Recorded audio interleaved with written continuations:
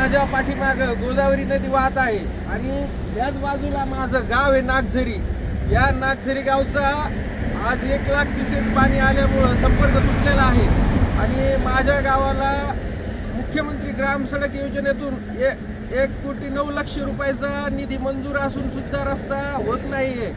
गावातल्या शेतकऱ्यांनी त्याची जमीन जाती म्हणून त्याच्या मावेजासाठी रस्ता अडवलेला आहे। आम्ही वारंवार कलेक्टर तहसीलदार यांच्याकडे याची तक्रारी केलेल्या आहेत।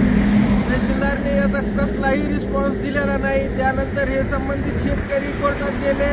सदर प्रकरण कोर्टात पेंडिंग आहे। कोर्टात पेंडिंग 4 वर्ष होत आले। 4 वर्षापासून आम्ही रस्त्याविना या धोकादायक परिस्थितीतून कोल्हापुरी बंधाऱ्यावर वागत आहोत आणि आजची परिस्थिती अशी आहे की आज हे पाणी फक्त परिसरातलं आहे। परिसरातल्या पाण्यामुळं आज पूर्ण बंधारा पाण्याखाली गेलेला आहे। आणखी शासन म्हणतंय की 1 लाख क्युसेसनी पाणी गोदावरी नदी पात्रात येणार आहे।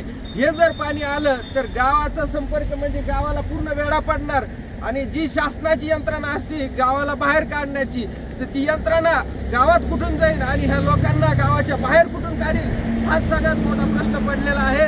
तरी न्याय व्यवस्थेला आणि शासनाला माझी विनंती आहे की हा रस्त्याचा प्रश्न तुम्ही जर मार्गी लागला असता तर आज या आमच्या गावकऱ्यावर ही अशी वेळ आली नसती की आज आम्हाला गावात थांबावं लागतं। गावात जर परिस्थिती आज पावसाचं वातावरण आहे, शासनाने अलर्ट केला आहे की 3 दिवस सतत मुसळधार पाऊस राहणार आहे। ह्या पावसात जर पाण्याचा विसर्ग आणखी वाढला तर आमच्या जीविताची हानी झाली तर याची जिम्मेदारी कोण घेणार?